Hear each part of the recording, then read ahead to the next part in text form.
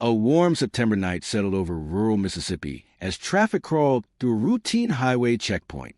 For the deputies working that stretch of road, it was supposed to be uneventful. A few license checks, a few warnings, maybe an arrest for drunk driving before the shift ended. Then the black Cadillac Escalade rolled forward. Nothing about it immediately stood out. The vehicle was clean, expensive, well-maintained. The driver appeared calm, too calm. As the SUV eased to a stop beneath the harsh white lights, a deputy stepped toward the driver's window and prepared to ask the same questions he'd asked hundreds of times before. License, registration, where are you headed tonight? The window lowered, and then everything changed. The smell hit first. It wasn't subtle. It wasn't something that could be ignored. It crashed into the humid night air with such force that the deputy instinctively recoiled. Years in law enforcement teach officers to recognize certain odors.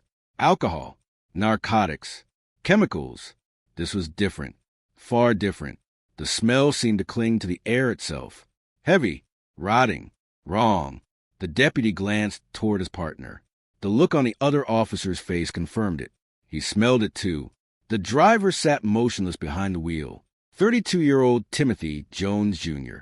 No visible panic. No nervousness. No attempt to explain. Just an eerie calmness that somehow made the situation feel even more unsettling. Most people become anxious when stopped by police. Their hands shake. Their voices crack. Their eyes dart. Jones displayed none of those signs. He looked almost detached, as if whatever was happening around him didn't concern him at all. The deputy leaned slightly toward the open window. The odor intensified. For a brief moment, he wondered if an animal had died somewhere inside the vehicle. Then he noticed something strange. The interior wasn't merely cluttered. It looked chaotic. Containers, bags, random items scattered throughout the cabin. The kind of disorder that suggested someone had been living out of the vehicle for days, maybe longer. Questions began forming. Where was he coming from? Where was he going? Why did the vehicle smell the way it did? The deputy started asking. Jones answered. His voice remained steady, flat, emotionless, almost mechanical. Nothing about his demeanor matched the circumstances, and that contradiction was becoming increasingly difficult to ignore. The officer stepped away momentarily and ran his information. What appeared on the screen shifted the entire encounter into something far more serious. A missing persons report. 5 children, all connected to the man sitting calmly inside the Escalade. The deputies looked at each other. 5 children, missing. The realization sent a chill through the humid night. Suddenly the smell mattered more. The clutter mattered more. Every strange detail mattered more.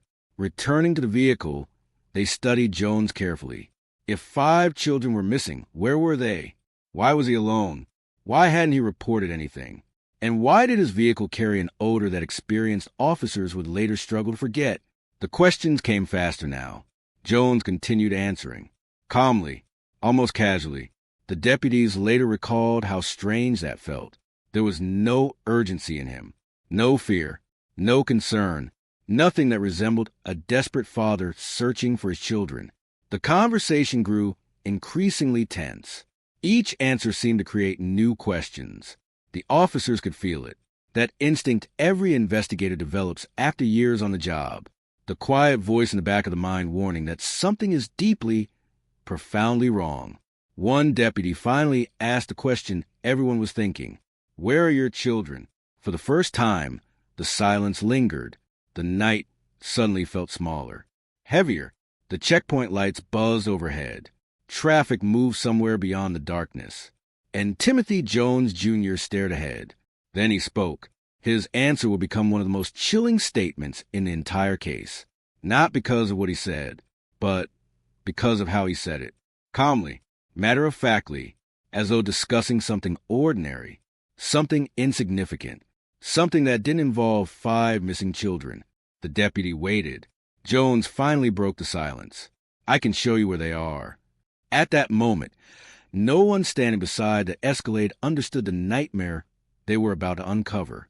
But within days, Investigators would find themselves staring at a crime scene so horrifying that even seasoned detectives struggled to process what they were seeing. And the truth waiting at the end of that road would reveal one of the most devastating betrayals imaginable, a betrayal committed by the one person those children should have been able to trust above everyone else. 5 children had vanished. At least, that's what it looked like. Long before investigators uncovered the horrifying truth hidden behind Timothy Jones Jr.'s calm expression, there were only questions. 5 missing children, a father on the road, a mother growing increasingly desperate, and a timeline that seemed to make less sense with every passing hour. The children were known throughout their schools and neighborhoods as energetic, curious, and inseparable. 8-year-old Merah was the oldest, protective, mature beyond her years.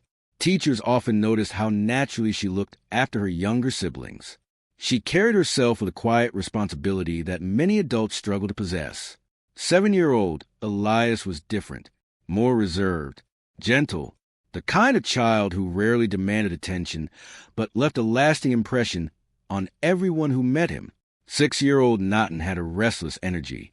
He was still figuring out his place in the world, still learning, still growing, still discovering who he wanted to become. Then there was 2-year-old Gabriel and 1-year-old Abigail, the youngest members of the family. Too young to understand the conflicts unfolding around them. Too young to recognize danger when it was standing right in front of them. To anyone looking from the outside, August 28, 2014 appeared completely ordinary. The sun rose. Children went to school. Teachers taught lessons. Students laughed in hallways. Nothing about that morning hinted that it would become the final normal day of 5 young lives. That afternoon, Timothy Jones arrived to collect his children. Security cameras captured moments that would later become almost unbearable to watch. The children ran toward him. They appeared comfortable, relaxed, trusting. One of them reportedly asked if he was feeling better.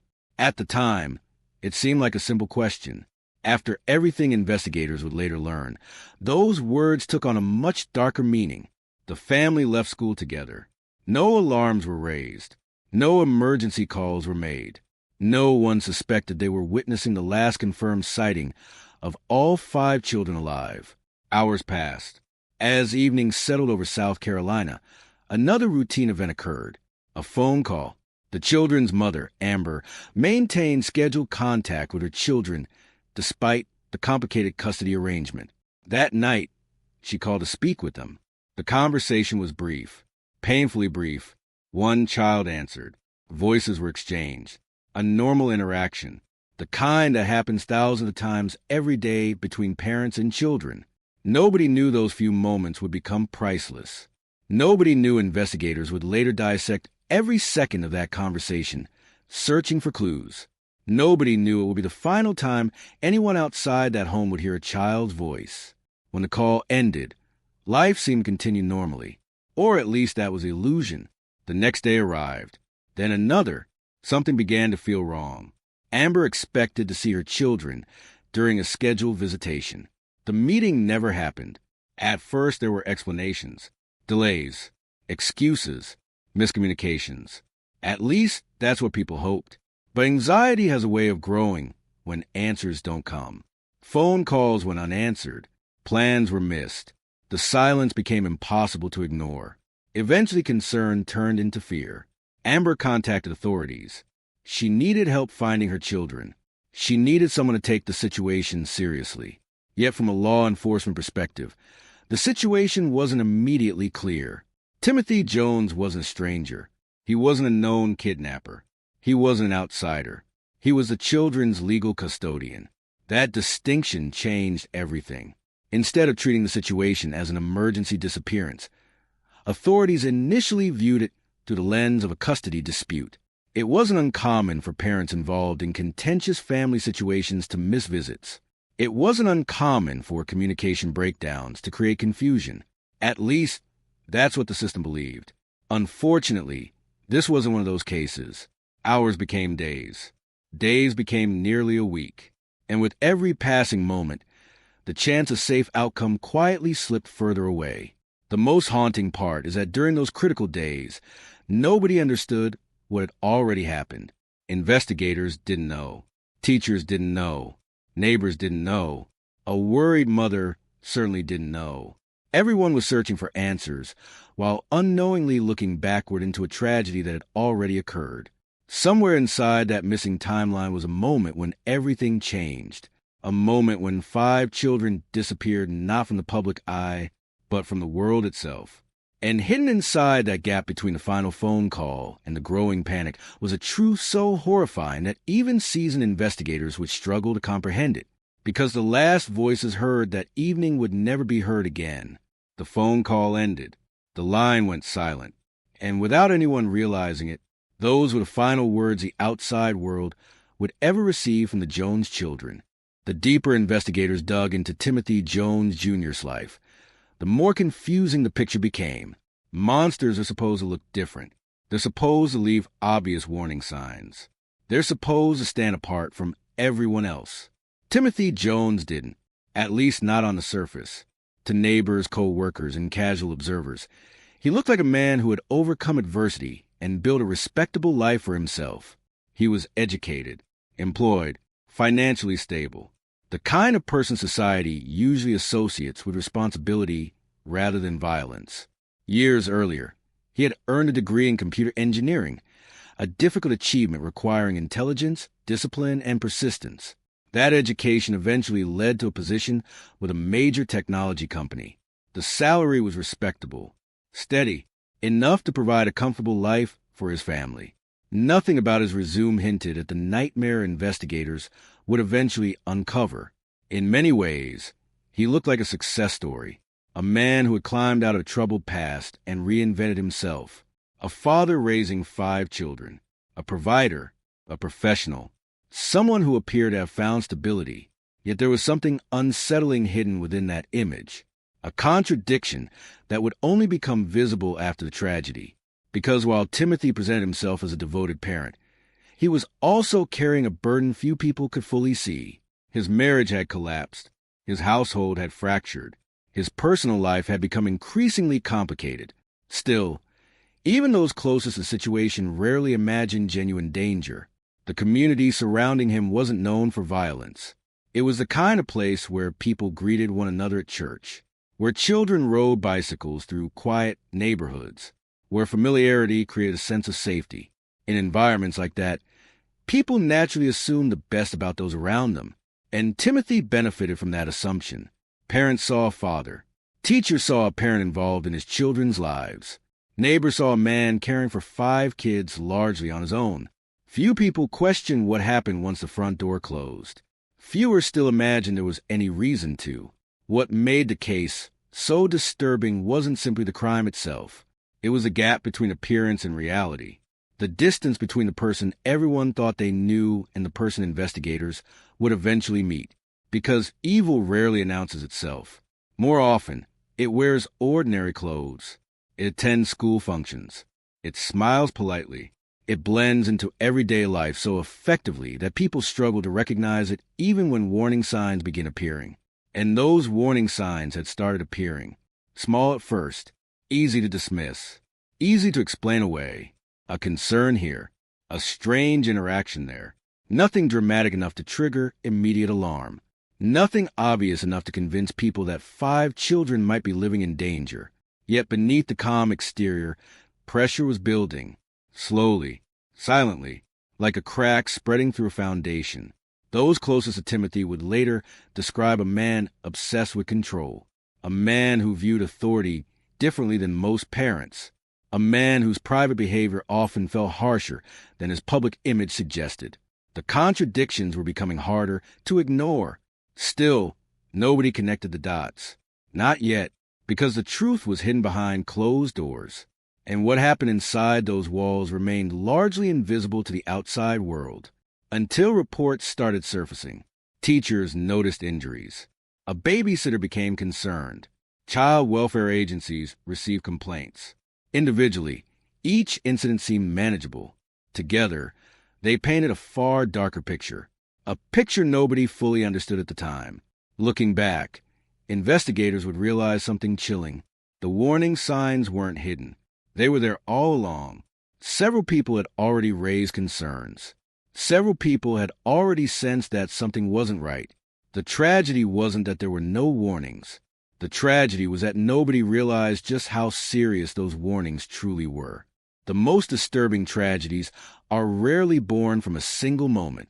They grow, quietly, gradually, like a storm gathering strength beyond the horizon, while everyone continues living as though the skies are clear.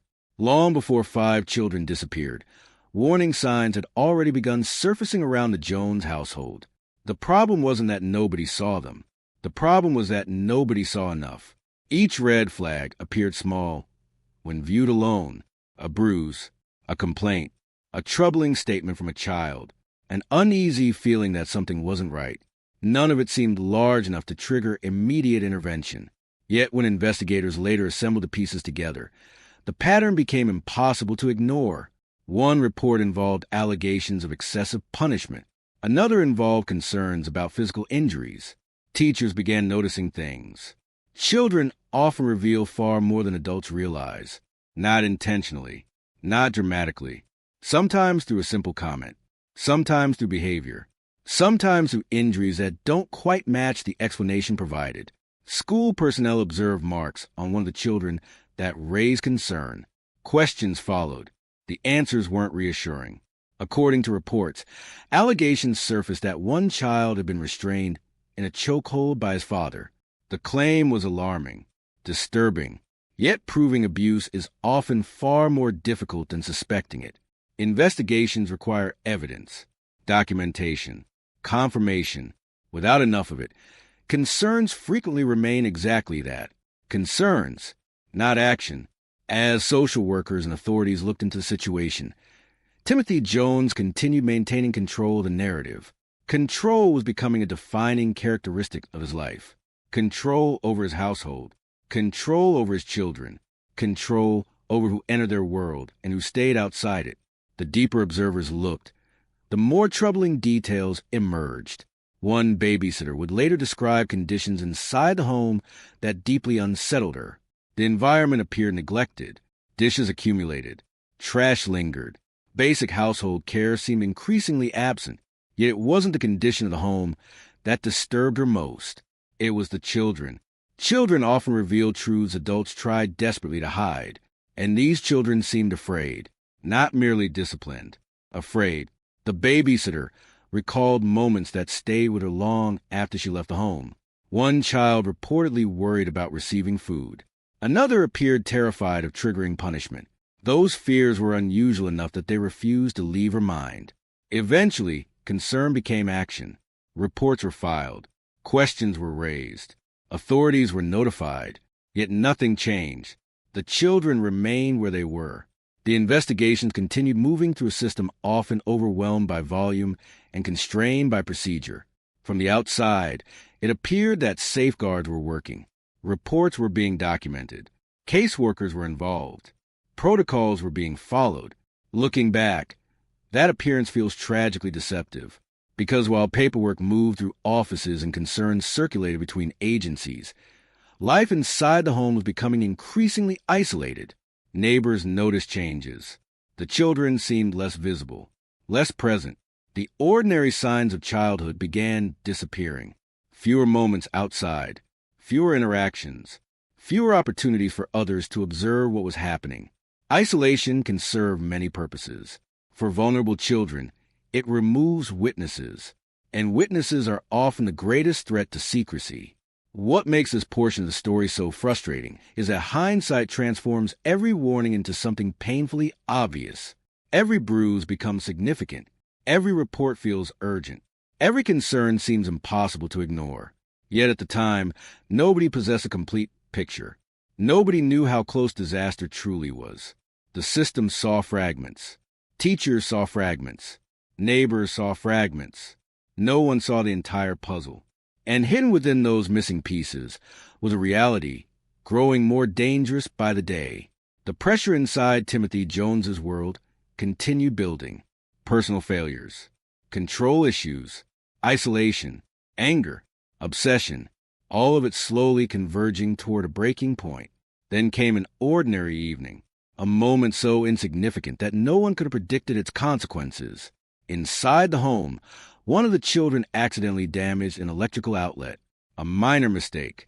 The kind children make every day. Something most parents would correct, repair, or simply move on from. For Timothy Jones, it became something else entirely. A trigger, a spark. And before the night was over, that seemingly insignificant accident would set into motion a chain of events that would destroy 5 lives forever. Some tragedies arrive like a lightning strike. Others begin with something so ordinary that, in hindsight, it feels impossible to comprehend.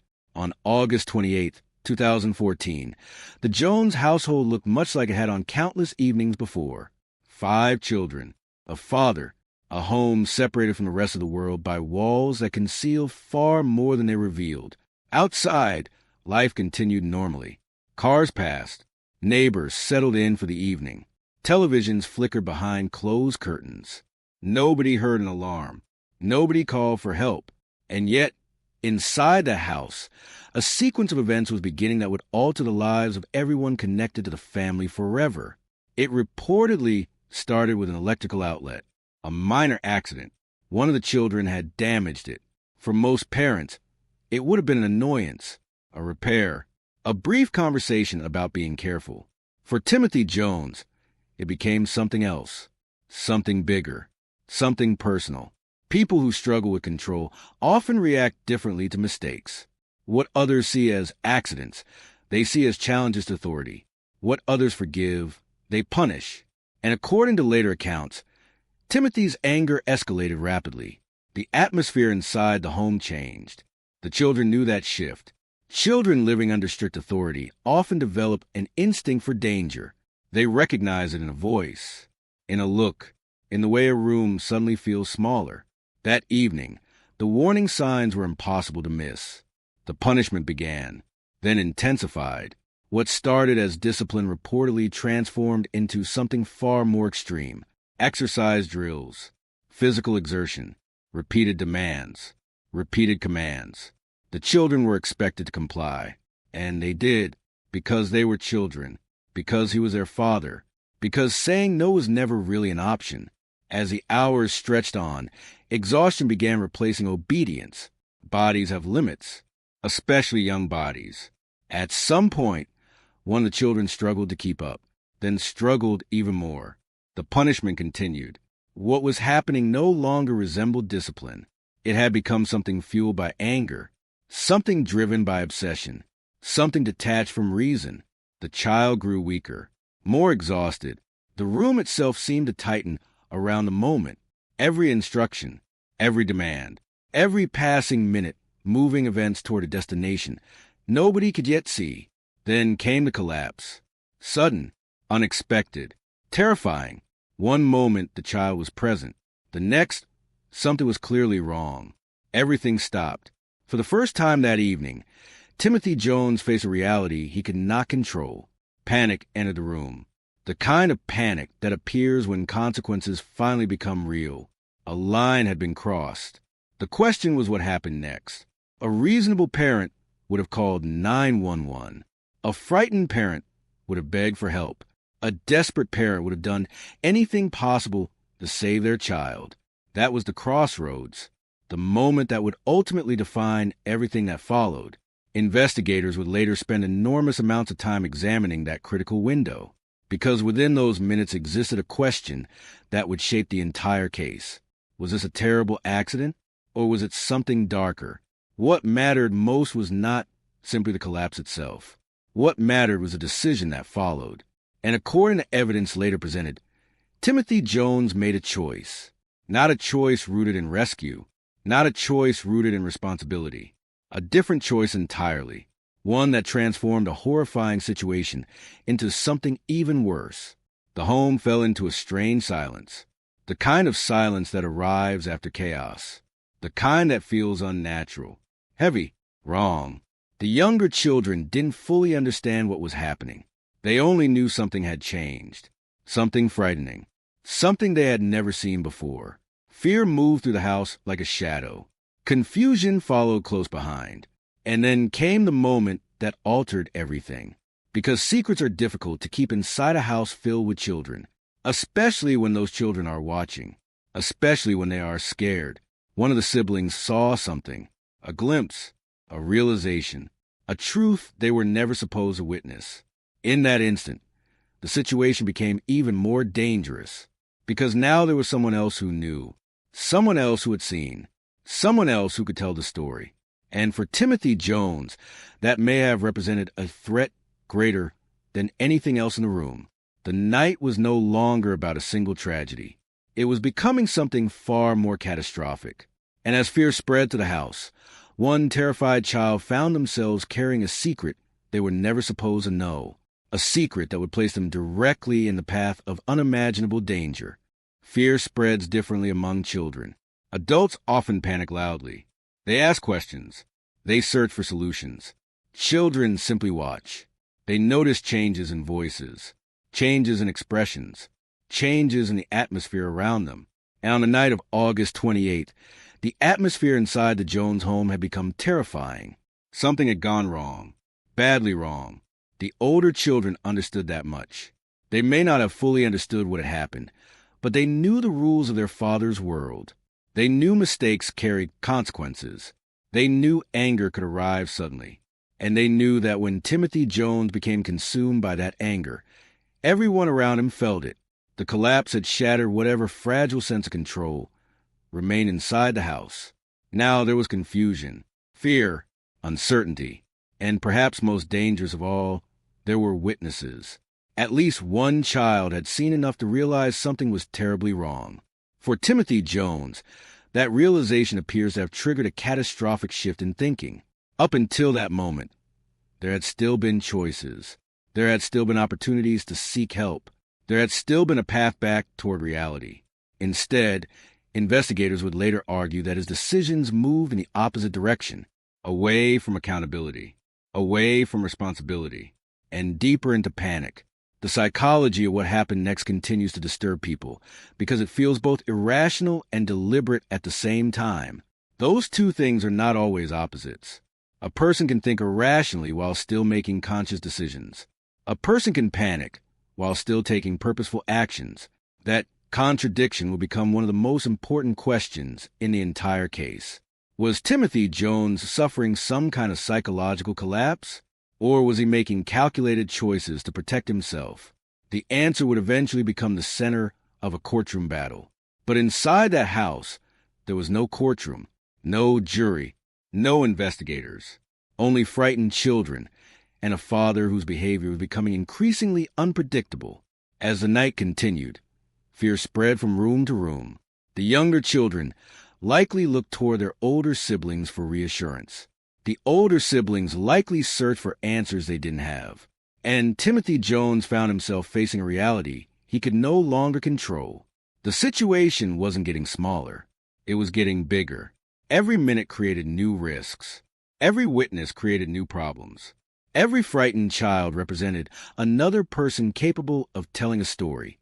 What happened next would permanently alter the lives of everyone connected to the case. Investigators would later conclude that the tragedy expanded beyond a single victim. The crisis that began with one child did not end there. Instead, it evolved into something far more devastating. A chain reaction driven by fear, control, and catastrophic decision-making. The home that once held 5 children slowly transformed into a place of silence. Not all at once, not in a single moment, but through a series of decisions that became increasingly impossible to reverse. With each step, the possibility of returning to normal disappeared. With each step, Timothy Jones moved further away from reality and deeper into a mindset focused on concealment rather than rescue. What makes this portion of the story so haunting is a complete imbalance of power. The children trusted him. He was their father, the person who decided when they ate, where they lived, when they slept, the person they depended on for safety. That trust should have protected them. Instead, prosecutors would later argue, it became the very thing that left them vulnerable. And yet, even amid the fear, traces of that trust remained. Children don't instantly stop loving a parent because they're afraid.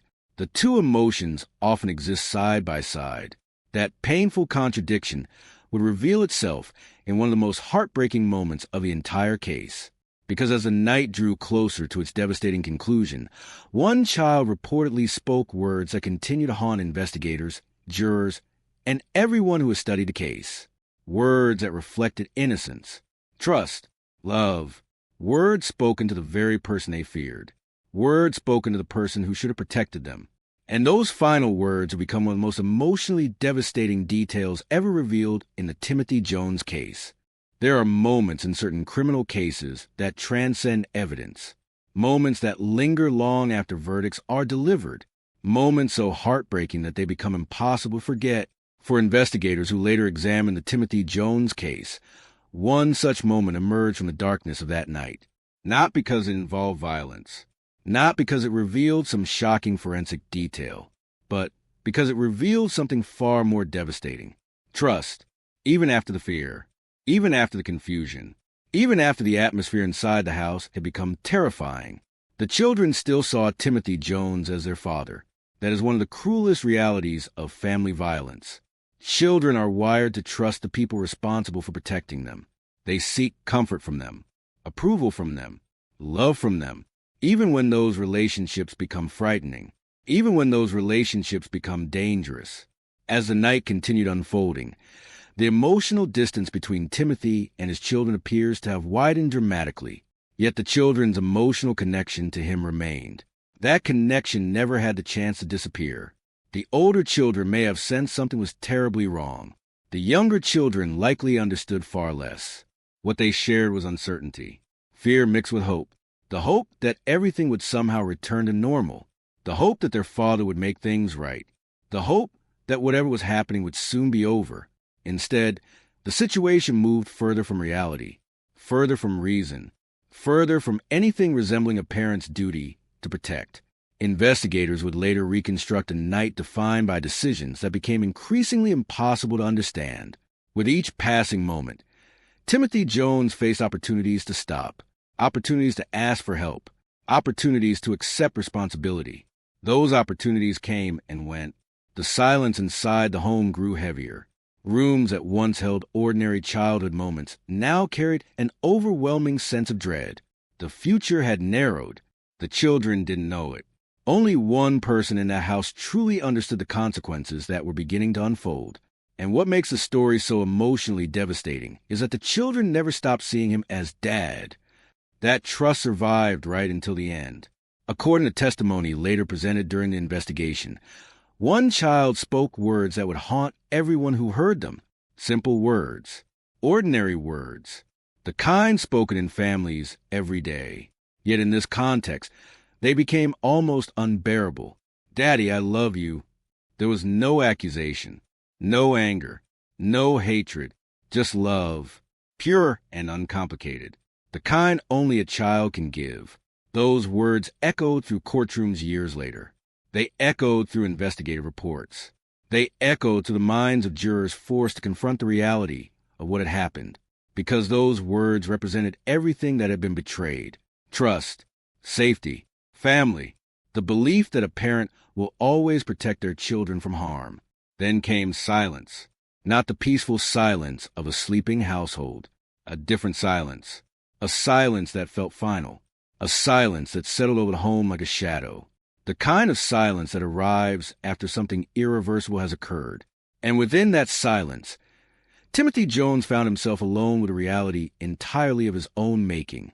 5 children were gone, 5 futures erased, 5 lives that would never continue beyond that night. At that point, another choice appeared before him, perhaps the most important choice remaining. Call for help, tell the truth, accept responsibility, face the consequences. That path still existed, however painful, however terrifying. Instead, investigators would later discover something chilling. His focus shifted elsewhere, not toward rescue, not toward confession, not toward accountability, toward concealment, toward avoidance, toward planning. Because while the world outside remained completely unaware of the tragedy hidden behind those walls, Timothy Jones had already begun thinking about what came next. And instead of dialing 911, he started making plans. For most people, the moments after tragedy are defined by shock, disbelief, panic, the desperate urge to call someone, tell someone, ask for help. Timothy Jones chose a different path, and that decision will become one of the most disturbing aspects of the entire case. The night ended. Morning arrived. The sun rose exactly as it always had. Traffic moved through busy intersections. Children boarded school buses. Parents rushed to work. Life continued. Yet inside Timothy Jones's world, something incomprehensible had happened. 5 children were gone, and instead of reporting it, he began living beside the reality he had created. Investigators would later reconstruct a timeline that felt almost impossible to understand. The children had disappeared, but their father kept moving, kept driving, kept stopping at stores, kept interacting with strangers, kept functioning, as though ordinary life could somehow continue. The contradiction was chilling, because the farther investigators followed his movements, the stranger the story became. The Cadillac Escalade became more than transportation. It became a moving secret, a sealed container carrying evidence of a crime that nobody else yet understood. As days passed, Timothy traveled across multiple states, gas stations, parking lots, fast food restaurants, retail stores, normal places filled with ordinary people, people who stood beside him in checkout lines, people who passed him on highways, people who shared the same spaces without realizing they were standing near one of the most horrifying family murder cases in recent memory. What makes those 9 days so psychologically disturbing is not simply where he went, it's how normal he appeared. Investigators later reviewed surveillance footage, witness accounts, receipts, travel records. Again and again, they encountered the same unsettling theme. Routine. He bought food, made purchases, handled everyday tasks. Life appeared to continue, at least on the surface. Beneath that appearance, another reality was unfolding. The passage of time was creating a problem that could not be ignored forever, a problem that grew worse with every mile traveled. Investigators later discovered evidence suggesting attempts to manage that reality. Cleaning supplies, bleach, garbage bags, items that would eventually become important pieces of the investigation. Each purchase raised new questions. Was he improvising? Was he following a plan? Had he already decided what would happen next? Or was he simply delaying the inevitable? The answers remained hidden, even as the evidence accumulated. What is known is that the days developed a surreal rhythm. Driving, stopping, eating, shopping, sleeping, repeating the cycle again and again, almost as if maintaining routine could somehow keep reality at a distance. But reality has a way of returning.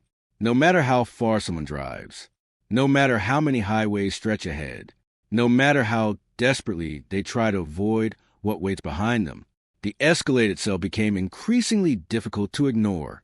The odor grew stronger, more noticeable, more impossible to explain away.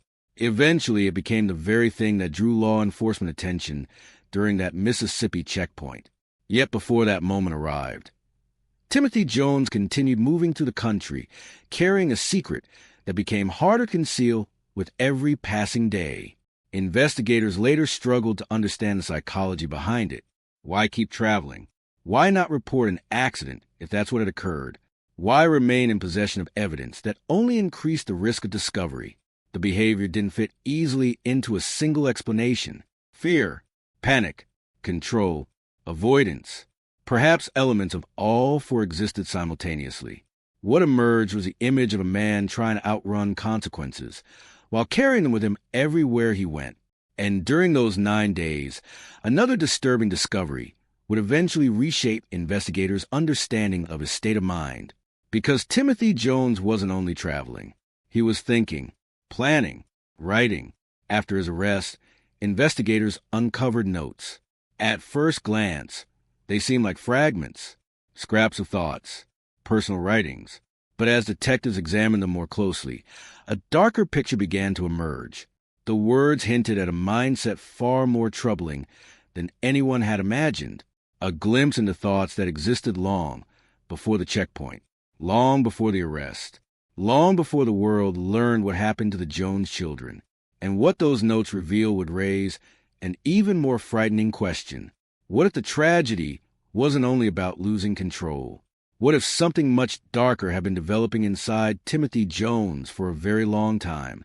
For a brief moment after Timothy Jones's arrest, one possibility still lingered in the public imagination. Maybe this had been a catastrophic breakdown. Maybe it had been a moment of uncontrollable panic. Maybe everything that followed was the desperate behavior of a man whose life had collapsed in a single night. Then investigators began examining the evidence, and the evidence raised a deeply troubling possibility. What if some of the thoughts behind this crime existed long before August 28, 2014? The question emerged from items recovered during the investigation. Not one piece of evidence.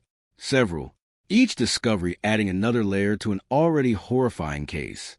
Detectives combed through records, purchases, personal writings, electronic data. The more they uncovered, the harder it became to reconcile Timothy Jones's later explanations with facts. One discovery involved purchases that immediately caught investigators' attention.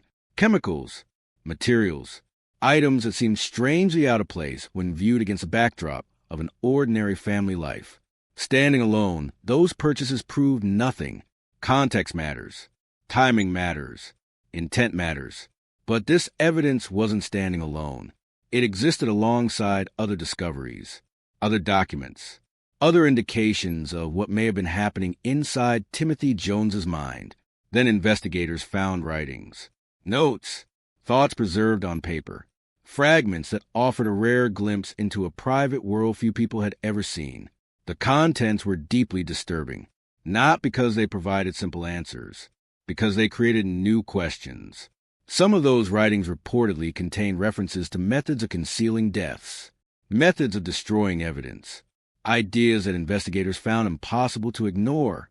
The implications were chilling. If those thoughts existed before the murders, then the entire case looked different. The narrative shifted.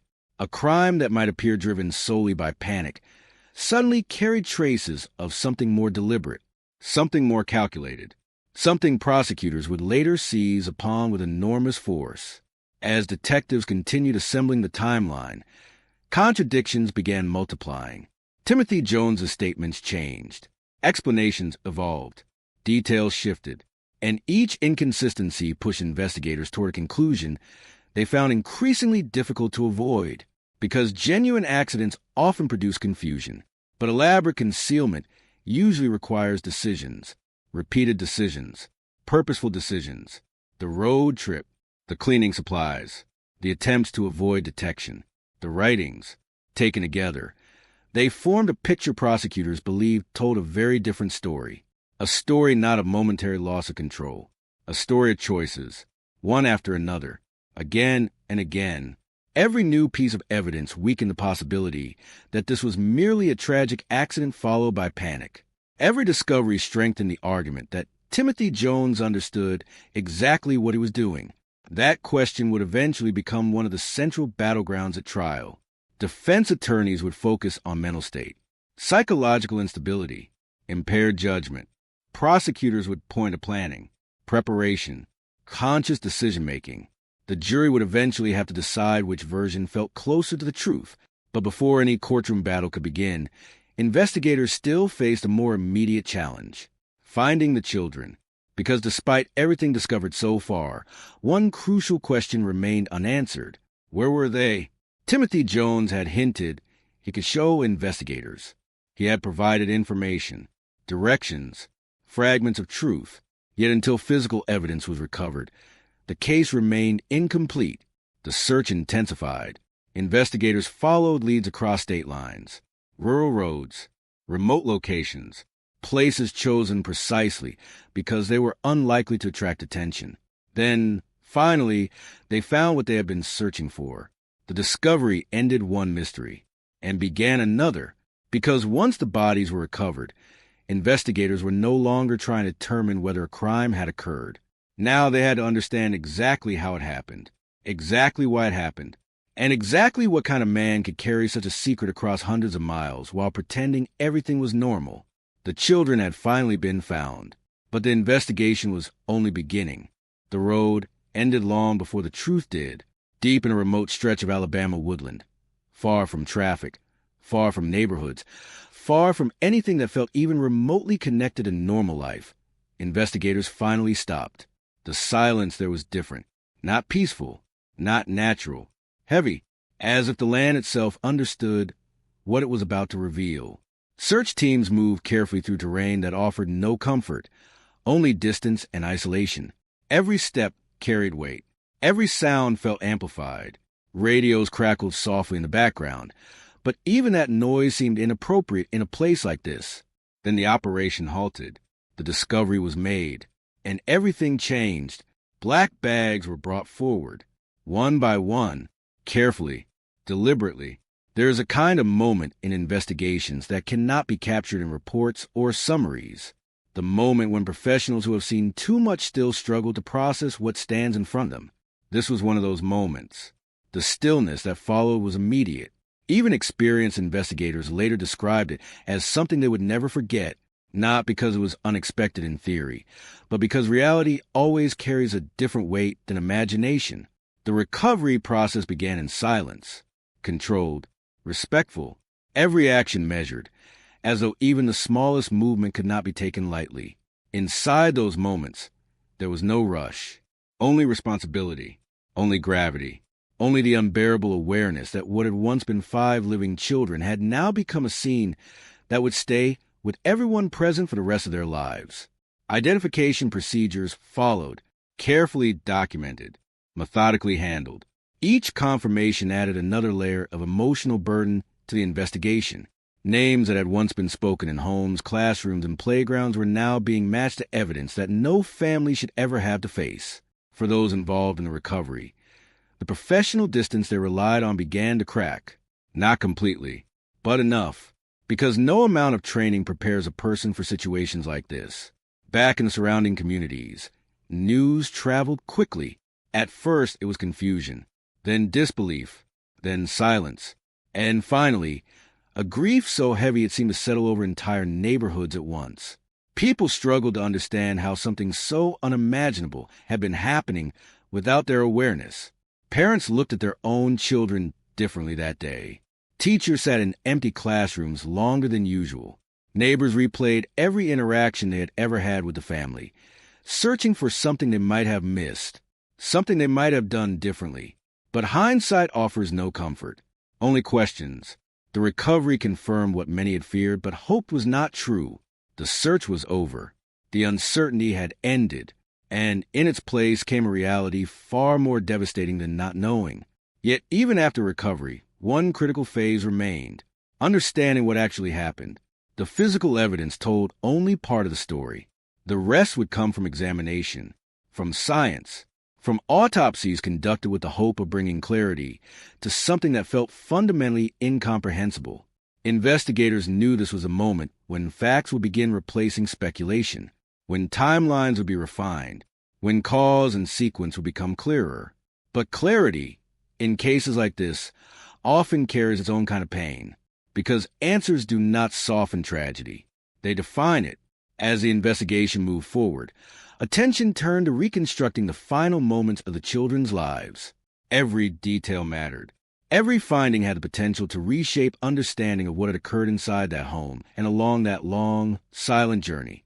The process was meticulous, scientific, unavoidable, and yet, beneath the structure of procedure, there remained an emotional truth no report could fully contain. 5 children were gone, and the world was now trying to understand how. As preliminary findings began to emerge, they were carefully reviewed by investigators who had already seen more than they ever expected to see in a single case. But even they were not prepared for what some of the results would suggest. Because instead of fully confirming the narrative that had been presented earlier in the investigation, certain findings appeared to complicate it, challenge it, even contradict it. The official story was about to become far more unstable than anyone anticipated. And within those contradictions lay the beginning of an entirely new phase of the case, one that would bring Timothy Jones's explanation under even more intense scrutiny, one that would force investigators to ask a question that carried even greater weight than before. Not just what happened, but whether the truth had ever been told at all. To understand how a night like this could happen, investigators eventually had to stop looking at what Timothy Jones did and start asking what kind of mind could carry it out. Because somewhere between the surface image and the final outcome, there was a psychological collapse that refused to fit neatly into a single explanation. And that is where the case becomes even more disturbing. Not in what was done, but in the possibility that multiple truths might exist at the same time. Timothy Jones did not come from a background that immediately suggested violence, at least not in the obvious sense. But beneath that surface, his early life carried fractures that never fully healed. Account from those who knew him described instability that stretched back years, a childhood marked by emotional distance, shifting environments, a sense of not belonging anywhere long enough to feel secure. Psychologists often point out that early abandonment does not automatically create violence, but it can create something else.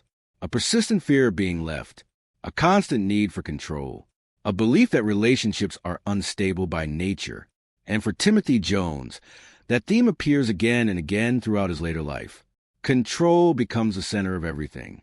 Control over relationships, control over environment, control over perception. When that control is threatened, even slightly, it appears to trigger disproportionate emotional responses. Marriage breakdown intensified that instability. Divorce is rarely just legal separation for someone with unresolved psychological strain. It becomes perceived loss of identity, a fracture in self-worth, a confirmation of internal fears. Custody disputes only deepened that fracture. 5 children were no longer just family members. They became symbols of stability, proof that his life still held structure. And in his mind, according to later psychological interpretations, that structure was under constant threat. Fear of losing custody was not simply legal fear. It was existential fear. Fear of abandonment returning in a new form. Fear of being replaced. Fear of losing the only consistent emotional anchor he had left. Some reports and testimony also suggested increasing emotional volatility in the years leading up to the crime, periods of stress, possible substance use, moments of withdrawal followed by rigid control, behavior that did not always align with external expectations. Yet, even with these indicators, no single label fully contained him. Not simply depressed, not simply unstable, not simply violent.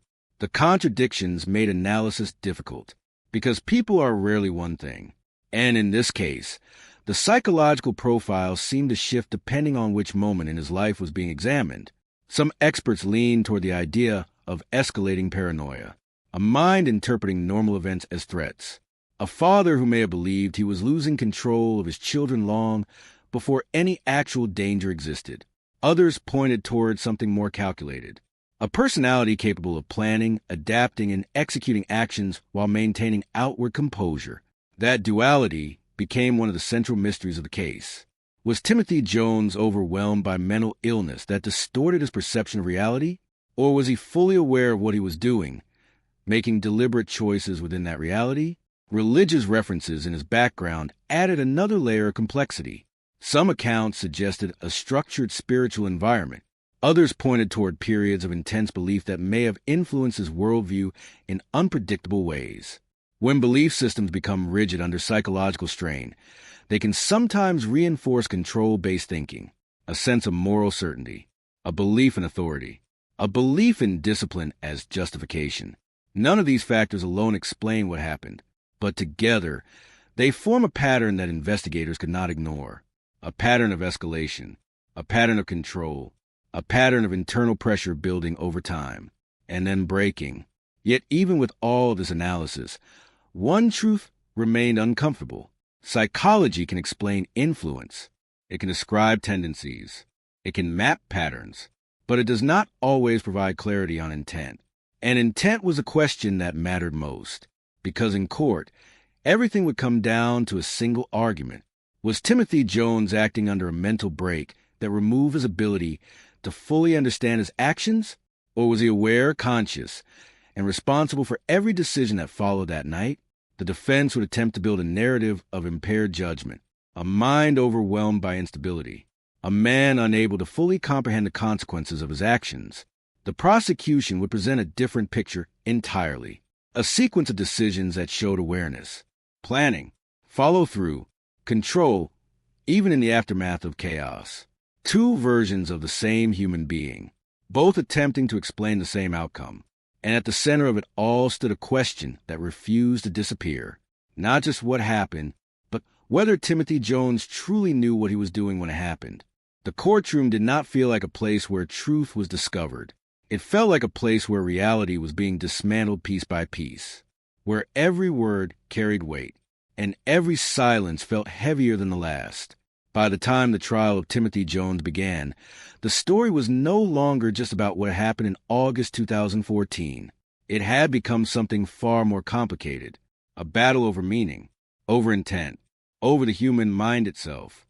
The defense entered with a single, fragile argument, that Timothy Jones was not fully in control of his actions, that something inside him had fractured beyond repair, that the man sitting in the defendant's chair was not entirely present when the crimes occurred. Psychologists took the stand, experts who spoke in measured tones about trauma, instability, and possible dissociation. They described patterns that could suggest impaired judgment. They explained how extreme psychological stress can distort perception of reality. They built a framework that, on paper, sounded almost clinical, almost detached.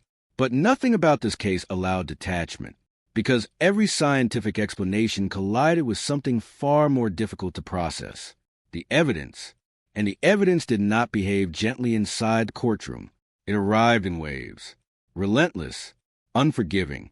Prosecutors began with the confession recordings, audio that carried the weight of a man attempting to explain the unexplainable. His voice shifted at times, controlled in one moment, strained in the next. Fragments of statements emerged that left the courtroom unsettled, not because they offered clarity, but because they revealed awareness, recognition, understanding of consequences that could not easily be dismissed. Then came the physical evidence, the objects that investigators had recovered during the investigation. Among them was one detail that seemed to silence the entire room when introduced: a small doll, a Woody doll, out of place in a case defined by unimaginable tragedy. Yet its presence became one of the most psychologically disturbing elements of the trial, because it suggested intention expressed in a form that was difficult to articulate, something symbolic, something unsettlingly personal. Jurors reportedly struggled to maintain composure as the prosecution described its relevance, not because of what it was, but because of what it implied. The courtroom atmosphere began to shift, subtly at first, then noticeably. The defense tried to reframe the narrative, to return focus to mental illness, to emphasize instability, to argue that the actions were the result of a mind overwhelmed beyond comprehension. But every attempt to soften responsibility collided with another piece of testimony, another inconsistency, another detail that suggested awareness during critical moments. The prosecution presented a timeline that refused to blur, decisions made step by step, movements that required direction, actions that required continuity. The jury sat through days of testimony that felt increasingly difficult to absorb. Some avoided eye contact. Others stared at documents for long stretches without moving. A few were visibly shaken during particularly graphic descriptions of evidence. Outside the courtroom, the public wrestled with the same emotional conflict. How do you understand something that feels both human and inhuman at the same time? How do you assign meaning to actions that seem to shift depending on which expert is speaking? The case stopped being simple. It stopped being about guilt alone. It became about interpretation. And interpretation is where certainty begins to break down.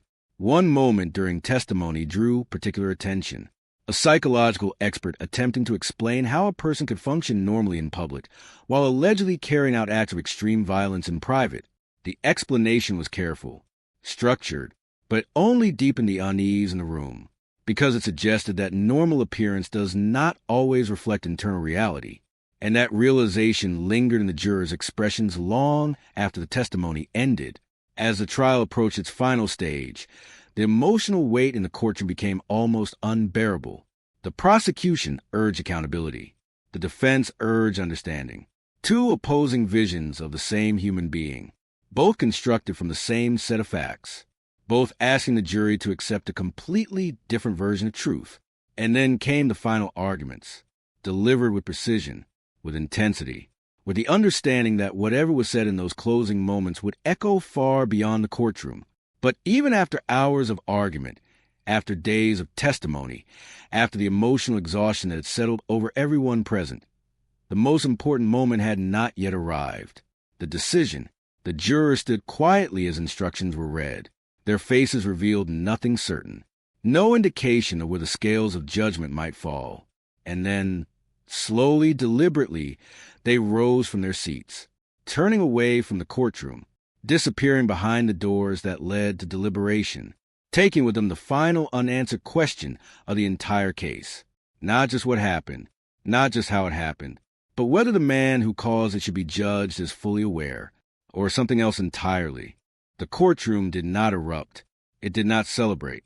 It did not breathe easier. It simply settled, as if the weight of everything that had been building for months had finally found a place to land. When the verdict was read, the word guilty did not feel like a surprise. It felt like an ending that had been slowly forming from the very beginning, long before the trial ever started. Timothy Jones stood motionless as the decision was delivered. No visible reaction, no dramatic collapse, only stillness. The kind of stillness that makes people in the room feel uncomfortable, because it does not match the magnitude of what has just been decided. 5 lives, 1 decision, and a single word that now defined everything. Guilty. The sentencing phase followed with the same heavy silence that had defined the entire courtroom experience. There were no moments of relief here, only accumulation, testimony revisited, evidence reintroduced, emotional impact amplified rather than softened. And then came the sentence itself. Death. The words landed without theatrics, but their meaning filled every corner of the room instantly. For the prosecution, it was accountability finally made real. For the defense, it was a collapse of final argument that had tried to explain the unexplainable. For the jury, it was the end of a process that had demanded more emotional endurance than most would ever face in a lifetime. And for the families, there was no version of this moment that could ever feel like closure, only continuation of grief. Outside the courtroom, the reaction spread quickly. Some described relief. Others described numbness. Many struggled to find language at all. Because how do you summarize something like this in a sentence that feels adequate? How do you compress 5 lost lives into public commentary without feeling like something essential is being erased in the process? Across the community, the case became more than just a legal outcome.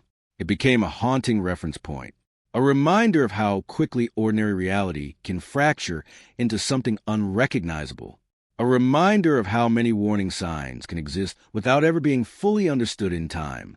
And as media coverage faded from breaking headlines into retrospective analysis, a different kind of question began to rise. A quieter question, one that did not belong to the courtroom anymore. Could this have been prevented? Not in the legal sense, not in terms of evidence or verdict, but in the human sense, in the moments before escalation, in the spaces where behavior shifted but was not fully recognized, in the gaps between concern and intervention. That question did not have a clean answer, and perhaps it never would, because prevention is not a single moment. It is a chain of awareness, a chain of action, a chain of recognition that something is becoming dangerous before it becomes irreversible. In this case, those chains will be examined for years, by professionals, by communities, by anyone trying to understand how a life that appeared structured on the surface could collapse into something so devastating. But understanding does not undo, and justice, once delivered, does not rewind time. It only marks where everything ended. As the courtroom slowly emptied, there was no sense that the story had truly finished. Only that one chapter had closed with finality, so absolute it left no room for argument. The legal question had been answered, but the human question still lingered in the silence left behind. And that silence carried its own weight, because long after the verdict, long after the sentencing, long after the headlines moved on, what remained was not just what happened. It was a question that refused to disappear, Could it have been stopped before it ever began? It never begins with the crime. It begins with the warnings. Small ones at first, quiet enough to be ignored.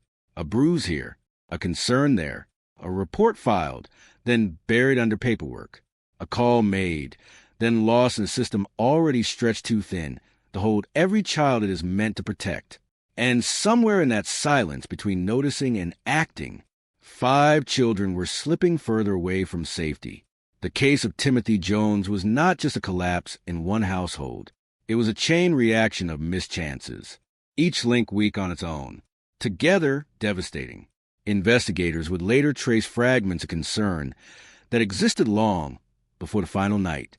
There were reports. There were observations. There were moments when someone, somewhere, noticed that something was not right. But noticing is not the same as intervention. And in that gap, the story changed shape. Inside court records and testimony, a pattern slowly emerged that was almost unbearable to process. Not because there were no signs, but because there were. Bruising that raised questions. Behavior that unsettled those closest to situation. Concerns voiced by people who were not trained to fully interpret what they were seeing, but still felt that something beneath the surface was unstable. A babysitter who noticed fear in the children's responses. A system that categorized concerns but did not always escalate them with urgency. A world where each individual signal was treated as separate rather than part of a larger, growing alarm. And so the danger remained fragmented, unassembled, unseen in its full shape, until it was too late to reverse. Inside the courtroom, those fragments returned as testimony, each one now carrying a weight it did not have at the time it first appeared. Because hindsight has a cruel clarity. It connects dots that in real time were scattered across different systems, different people, different moments. The prosecution painted a picture of escalation, a slow tightening of control, a growing instability that expressed itself in ways that were visible to those closest, but never unified into decisive action by those responsible for protection. The defense, in contrast, tried to reframe those same fragments as misunderstanding, misinterpretation, stress viewed through the wrong lens. But neither argument could erase what had already happened. 5 children were gone, and the system designed to prevent that outcome now stood under its own quiet scrutiny. Beyond the courtroom, the emotional weight spread into something broader. Community members began asking questions that had no easy answers. How many signals are needed before intervention becomes unavoidable? At what point does concern become urgency? And who carries responsibility when multiple small failures align into one irreversible outcome? There was no single person to blame for the silence that surrounded the early warnings. And that realization is what made it more unsettling, because it meant the failure was not isolated. It was distributed across time, across people, across hesitation. Jurors who had sat through days of testimony carried their own emotional aftermath, not just from what they had heard about the crime itself, but from what they had learned about everything that came before it. The idea that prevention is not always blocked by absence of information, but sometimes by its fragmentation, by its delay, by its failure to become action. In the final reflections of the case, one theme continued to return: not violence alone, not even intent alone, but visibility. How clearly danger was seen, and how often it was not fully understood until it had already reached its conclusion. The legacy of the children became more than a name attached to a tragic case file. It became a reminder embedded in training discussions, policy reviews, and conversations about child protection systems. A reminder that systems do not fail in a single moment. They fail in accumulation, in overlooked details, in delayed responses, in warnings that remain unconnected long enough to become irreversible. And as the case moved from headlines into history, what remained was not just a memory of what happened, but the discomfort of what might have been possible to prevent. Because the most haunting truth does not lie only in the final act. It lies in everything that came before it. 5 warnings, 5 funerals, and one collective failure that could not be assigned to a single moment or a single person. And still, one question refuses to fade. Not how it ended, but how many chances were quietly lost along the way before anyone realized what was already in motion.